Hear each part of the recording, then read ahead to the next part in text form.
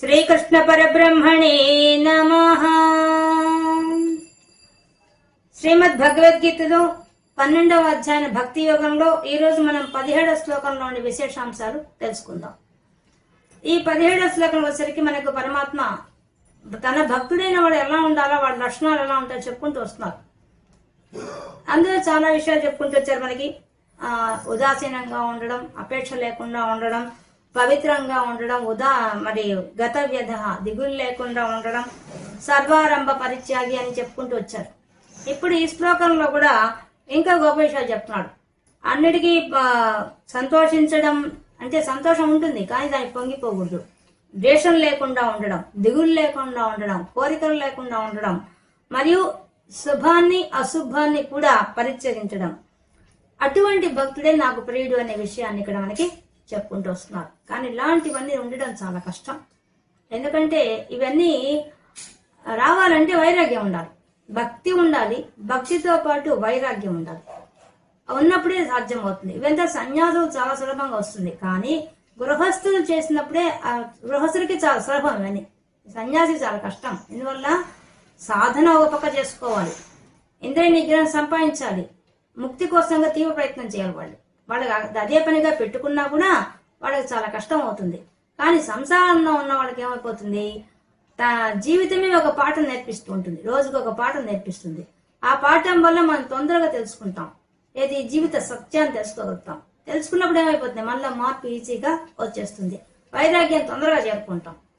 ఒక ఆయన ఉన్నాడు, ఆయన జీవితంలో ఊహించని విధంగా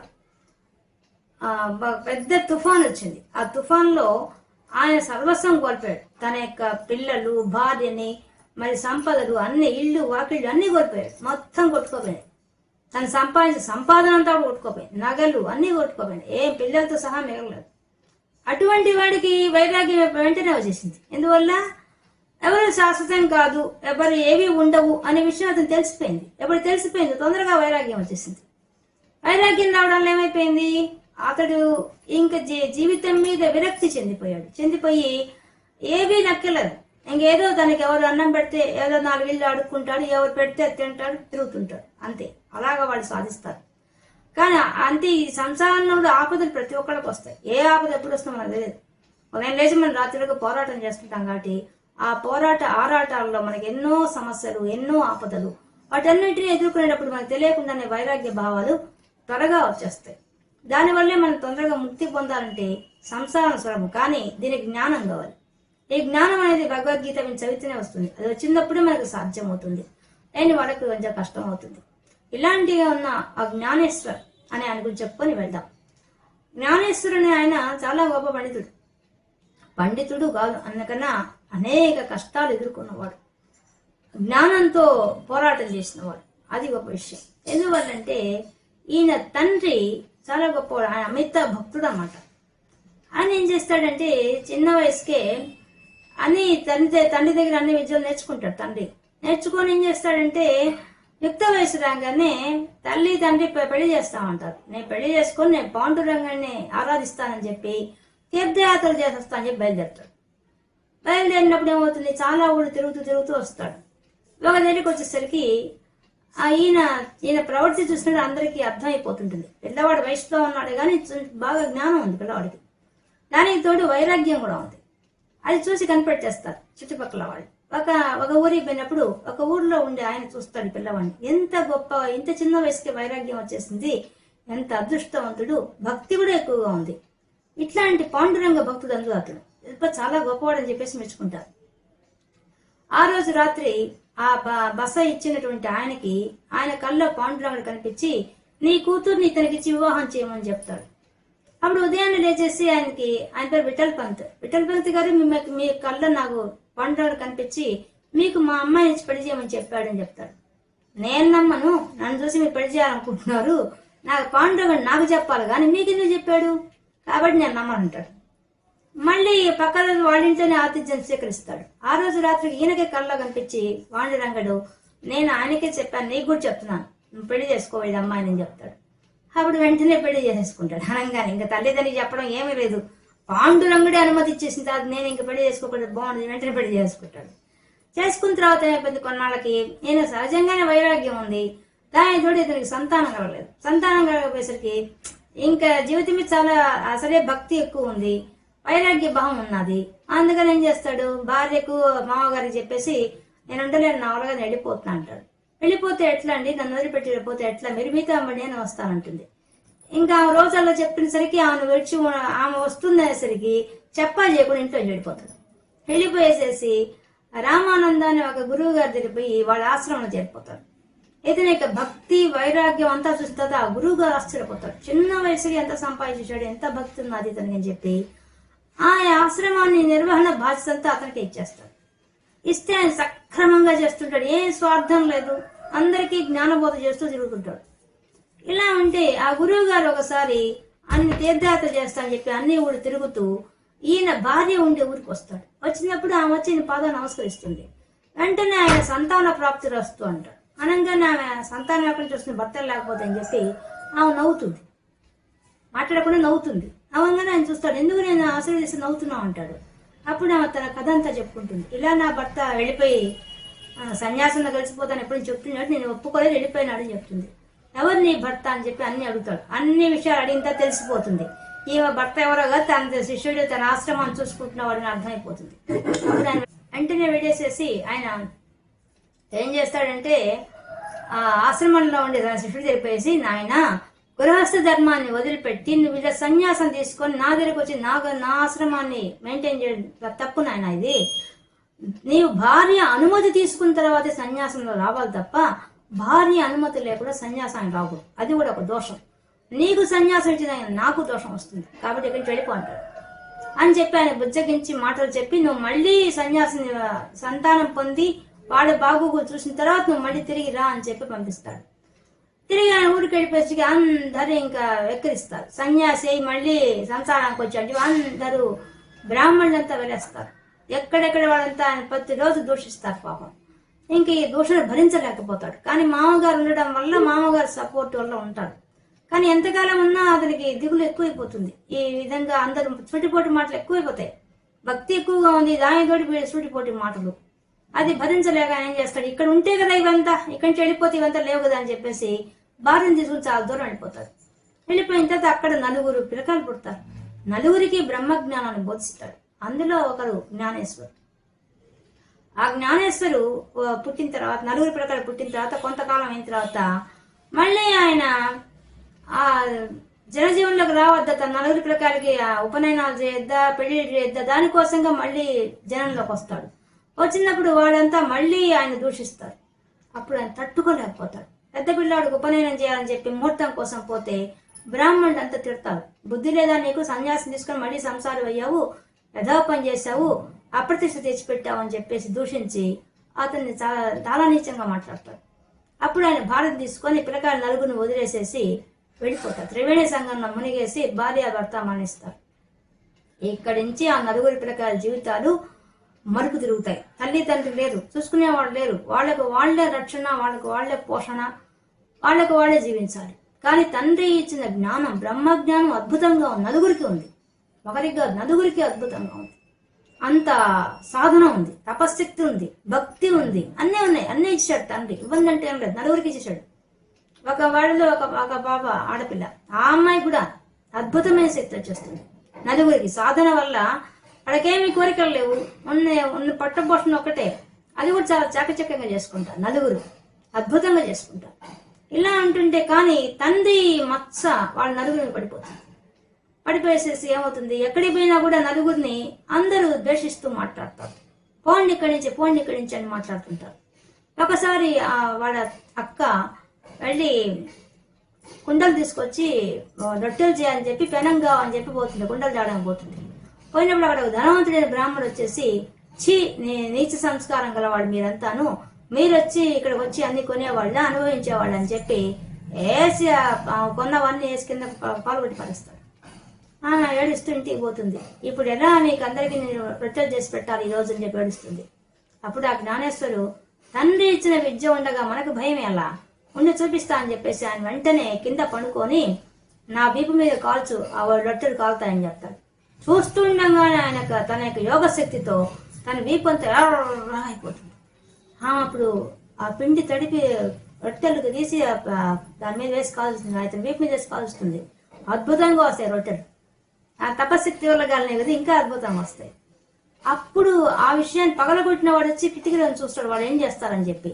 చూసి ఆశ్చర్యపోతాడు, వీళ్ళు నలుగురు సామాన్యమైన పిల్లలు కాదు, చాలా జ్ఞానవంతుడని అర్థమైపోతుంది అతనికి. అతడు వచ్చి కాళ్ళ మీద పడతాడు, జ్ఞానాసుడు కాళ్ళ మీద. నన్ను క్షమించు, ఈ విధంగా మిమ్మల్ని అవమానపరిచిన దానికని చెప్పి అడుగుతాడు. అలాగే జ్ఞానేశ్వరు నలుగురు ఒకసారి కూర్చొని హాయిగా మాట్లాడుకుంటూ ఉంటే ఒక ఆయనకు అష్టసిద్ధులు వచ్చి ఉంటాయి. తన అష్టసిద్ధిని ప్రదర్శించాలని చెప్పేసి ఆయన ఏం చేస్తాడు, తన సిద్ధితో ఒక పులిని సృష్టించి ఆ పులి మీద ఎక్కి వస్తాడు. దూరం నుంచి వస్తున్నప్పుడే జ్ఞానేశ్వరుడు కనిపెట్టేస్తాడు, ఓహో ఈయనకు మహా జ్ఞానం ఉంది, అష్టసిద్ధులు వచ్చాయని చెప్పి పొగుడుతో వస్తున్నాడు కనిపెట్టేస్తాడు. అంటే వీళ్ళు నలుగురు కూర్చొని గోడ మీద కూర్చొని శాస్త్ర చర్చలు చేస్తుంటారు నలుగురు, ఆ పాపతో సహా. అప్పుడు వస్తుంటాడు ఆయన. వస్తూ ఉండగానే ఎక్కడ కూర్చున్న వాళ్ళు అక్కడే ఉంటారు, ఆ గోడతో సహా కదిలి నలుగురు ఆయన ఎదురుపోతారు. అంతే అతని యొక్క అహంకారం అణిగిపోతుంది. గోడ మీద నుంచి నలుగురు గోడతో సహా వచ్చేసారంటే సామాన్యమైన శక్తి కాదు కాదు, అంటే నన్ను మించిన శక్తి వీళ్ళకు ఉన్నదనే విషయం తెలుసుకుంటాడు. అప్పుడు వాళ్ళ కాళ్ళ మీద పడి, నన్ను క్షమించండి, నాకు అష్టసిద్ధులు వచ్చాయని పొగుడుతో ఈ విధంగా వచ్చాను, నన్ను క్షమించామని చెప్పి నాకు జ్ఞానం బోధ చేయమని అడుగుతాడు. అప్పుడు ఆయన ఒకటే మాట చెప్తాడు, ఇంకా ఆయన వచ్చిన అతనికి అహంకారం ఉంటుంది, అందుకని నువ్వు వెనక్కి వెళ్ళి నీ కోసంగా ప్రాణాలు అర్పించే వాళ్ళు ఎవరైనా ఉంటే తీసుకోరా, అప్పుడు నీ జ్ఞానం బోధ చేస్తా అంటాడు. సరే అని చెప్పి నాకు 1000 మంది శిష్యులు, అష్టసిద్ధులు ఉన్నాయిగా, అందులో 1000 మంది శిష్యులు ఉన్నాయి ఆయనకి, నాకు శిష్యులు 1000 మంది ఉన్నారు, వాళ్ళు నా కోసం ప్రాణమైన అర్పిస్తారని చెప్పి వెనక్కి వెళ్ళిపోతాడు. పోయి శిష్యులందరూ సమావేశపరిచి నా కోసం ఎవరు ప్రాణం ఇస్తారంటారు. ఎవరు మాట్లాడపోగా ఆయన తిట్టిపోస్తారు. అండ్ అప్పటిదాకా గురువుగా నెత్తిని పెట్టుకున్న వాళ్ళు శిష్యులుగా ఉండి ఆయన్ని విమర్శిస్తారు. నీ చదువా నువ్వు చెప్పేది చదువు అని చెప్పి విమర్శిస్తారు విచిత్రంగా. అప్పుడు ఆయన తెలిసి వస్తుంది, నేను ఏ స్థితిలో ఉన్నాను, అందరు నన్ను పొగుడుతూ చుట్టూ కూర్చోన్నారు తప్ప నిజంగా తనకు గురుస్థానం వీళ్ళు ఇవ్వలేదు, వీళ్ళంతా నన్ను విమర్శిస్తున్నారంటే వీళ్ళు నిజంగా నన్ను గురువుగా స్వీకరించలేదు, అనవసరంగా నేను అపోహపడ్డాను తెలుసుకొని ఆయన వెంటనే మళ్ళీ తిరిగి వచ్చేస్తాడు. వచ్చి జ్ఞానేశ్వరుడు కాళ్ళ మీద పడి, నన్ను క్షమించు మహాన్ భావ, నేను వాళ్ళందరూ పొగుడుతుంటే నేను చాలా గొప్పవాడిని అనుకున్నాను, గొప్ప గురువుని అనుకున్నాను, కానీ అదంతా కేవలం నాలుగు చెవించి పొగుడుతున్నారు తప్ప నా కోసంగా ప్రాణం ఇచ్చేవాళ్ళు ఎవరు లేరు అక్కడ, నా అహంకారం అణిగిపోయింది, ఇప్పుడైనా నాకు జ్ఞానం బోధన చేయండి అంటాడు. అప్పుడు జ్ఞానేశ్వరుడు ఆయనకు బోధ చేస్తాడనమాట. ఈ విధంగా జ్ఞానేశ్వరుడు చాలా రకాలుగా తన మహిమను చాటుతూ భక్తిని ప్రచారం చేస్తూ తరించాడు. పాండురంగ భక్తుడుగా ప్రసిద్ధి పొందాడు ఆ జ్ఞానదేవుడు. మనం ఈ కథ ద్వారా మనం తెలుసుకుంటూ మనం ఇప్పుడు ఈ శ్లోకాన్ని అన్వయించుకు చెప్పుకుందాం. 17వ శ్లోకం.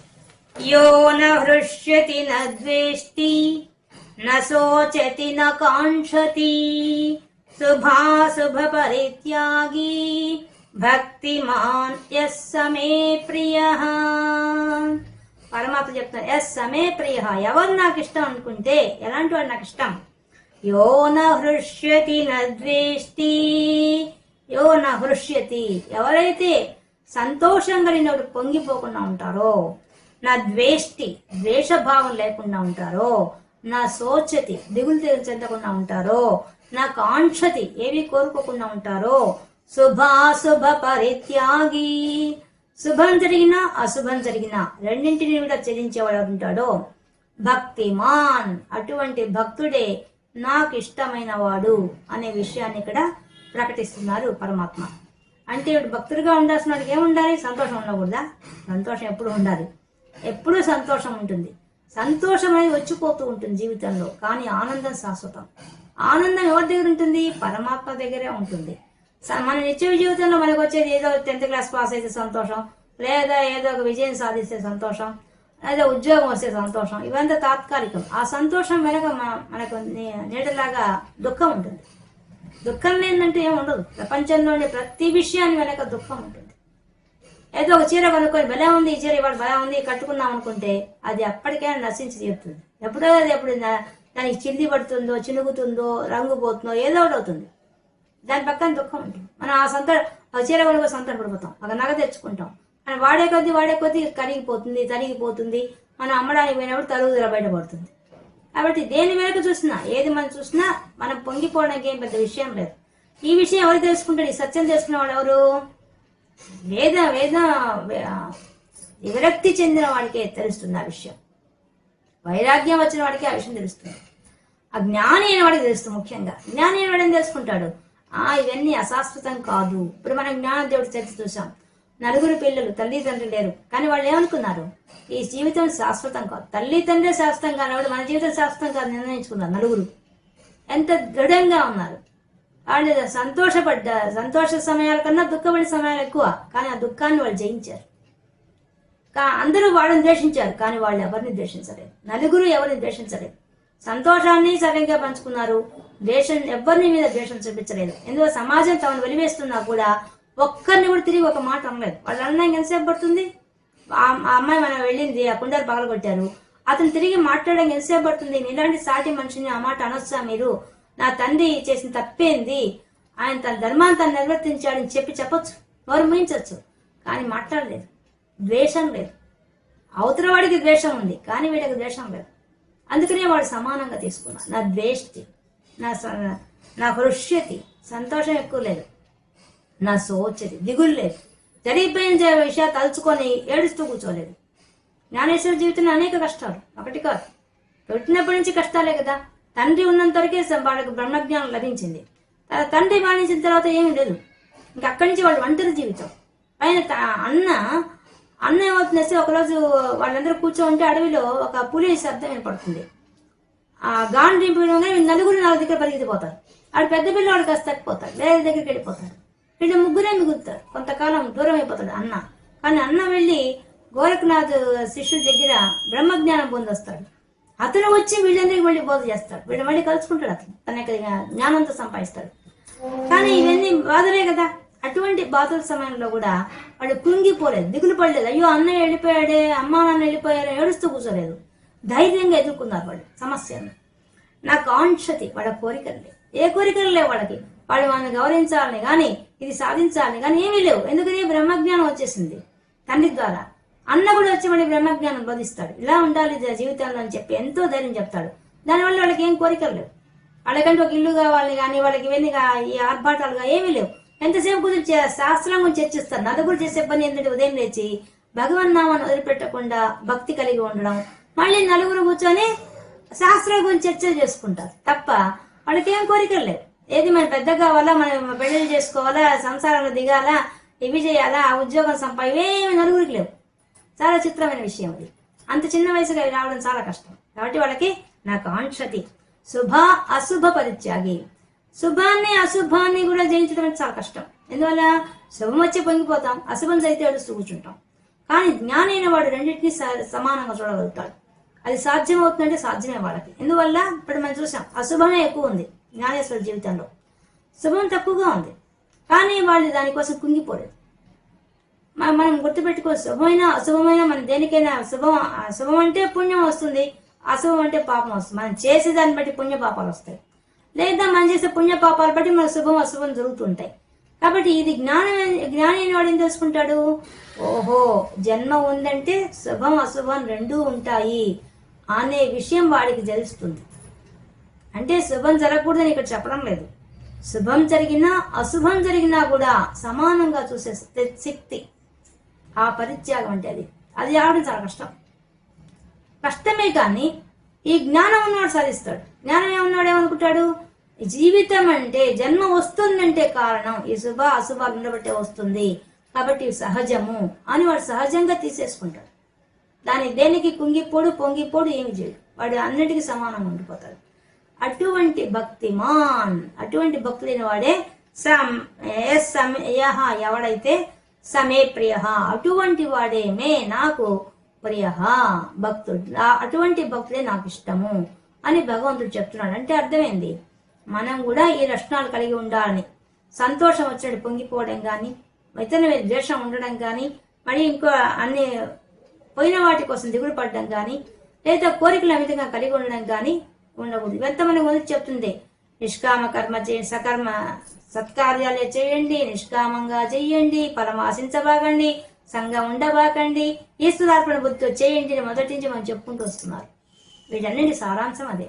కాబట్టి వాడు జ్ఞానులైన వాళ్ళు చేసి చూపించారు, పరమ భక్తులైన వాళ్ళు వాళ్ళ జీవితంలో చేసి చూపించేశారు వాళ్ళు అవన్నీ. కాబట్టి అలాంటి వాళ్ళంతా ఆయనకి ఇష్టం. కాబట్టి ఆ జ్ఞానదేవుడికి పరమాత్మ ఎప్పుడు పాండురంగుడు ఎప్పుడు కనిపించేవాడు, దర్శనం అయ్యేదానికి, మాట్లాడేవాడు, భగవంతుడితో మాట్లాడే స్థితిలో ఉండేవాళ్ళు వాళ్ళు.